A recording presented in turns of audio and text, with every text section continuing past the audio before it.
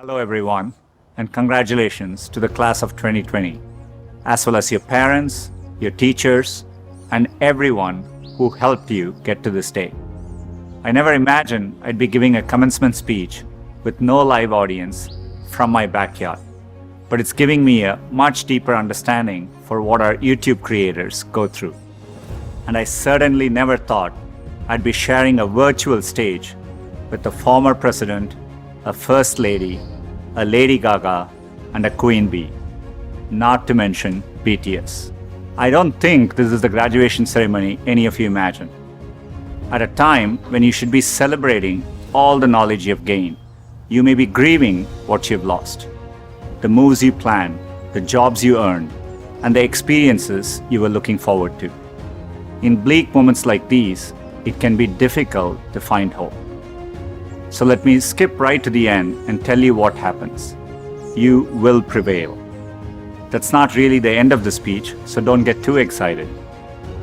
The reason I know you'll prevail is because so many others have done it before you. 100 years ago, the class of 1920 graduated into the end of a deadly pandemic.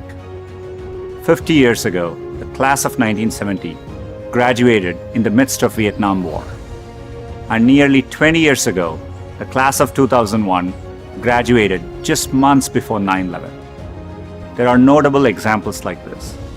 They had to overcome new challenges, and in all cases, they prevailed. The long arc of history tells us we have every reason to be hopeful. So, be hopeful. There is an interesting trend I've noticed. It's very conventional for every generation to underestimate the potential of the following one. It's because they don't realize that the progress of one generation becomes the foundational premise for the next. And it takes a new set of people to come along and realize all the possibilities. I grew up without much access to technology. We didn't get our first telephone till I was 10. I didn't have regular access to a computer until I came to America for graduate school. Under television, when we finally got one, only had one channel. So imagine how awestruck I am today to be speaking to you on a platform that has millions of channels. By contrast, you grew up with computers of all shapes and sizes. The ability to ask a computer anything, anywhere, the very thing I've spent my last decade working on, is not amazing to you. That's okay. It doesn't make me feel bad. It makes me hopeful. There are probably things about technology that frustrate you and make you impatient. Don't lose that impatience. It'll create the next technology revolution and enable you to build things my generation could never dream of. You may be just as frustrated by my generation's approach to climate change or education. Be impatient. It'll create the progress the world needs. You will make the world better in your own way, even if you don't know exactly how. The important thing is to be open-minded so that you can find what you love. For me, it was technology. The more access my family had to technology, the better our lives got. So when I graduated, I knew I wanted to do something to bring technology to as many others as possible. At the time, I thought I could achieve this by building better semiconductors. I mean, what could be more exciting than that? My father spent the equivalent of a year's salary on my plane ticket to the US so I could attend Stanford. It was my first time ever on a plane. But when I eventually landed in California, things weren't as I had imagined. America was expensive. A phone call back home was more than $2 a minute, and a backpack cost the same as my dad's monthly salary in India. And for all the talk about the warm California beaches, that water was freezing cold.